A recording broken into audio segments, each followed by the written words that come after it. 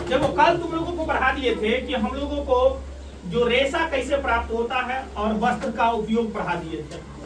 अब प्राप्त करते हैं, बात करते हैं कि ऊन के स्रोत कहाँ से आता है। ऊन जो हम लोग लाते हैं इसका स्रोत क्या है। स्रोत मतलब ऊन कहाँ से आता है।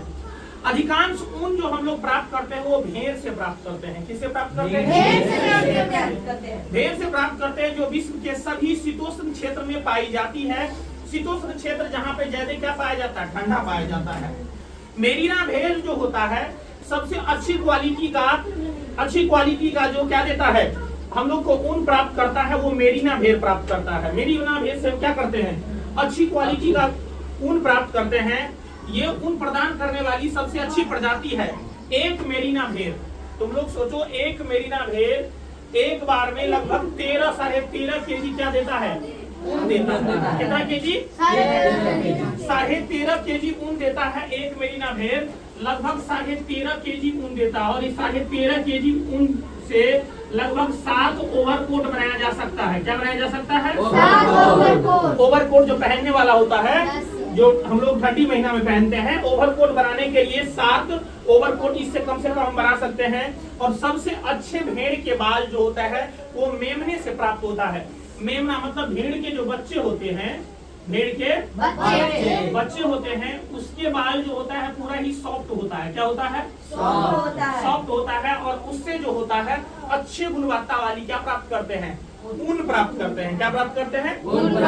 वैसे तो बकरी तथा ऊंट से भी कुछ ऊन प्राप्त किया जाता है। किससे? बकरी तथा ऊंट से। अंगोरा, मोहरे तथा कश्मीरी ऊन हम बकरियों से प्राप्त करते हैं। अंगोरा, मोहरे तथा कश्मीरी ऊन जो प्राप्त करते हैं, किससे प्राप्त करते हैं? बकरियों से। मांस के लिए मारी गई भेड़ से जो प्राप्त किया, और भेड़ को क्या किया जाता है बाद में जो मांस के लिए मारा जाता है, तो मारी हुई ऊन उसकी गुणवत्ता जो होता है, जो जीवित भेड़ होता है उसकी गुणवत्ता से क्या होता है? थोड़ा निम्न होता है। निम्न होता है मतलब थोड़ा खराब क्वालिटी का होता है उसे। अब देखो हम लोग पढ़ेंगे कि ऊन से लेकर ऊन जो हम लोग जहाँ से प्राप्त करते हैं वहां से लेकर और वस्त्र बनने तक की प्रक्रिया को पढ़ेंगे। मतलब भेड़ से लेकर वस्त्र बनने तक की प्रक्रिया।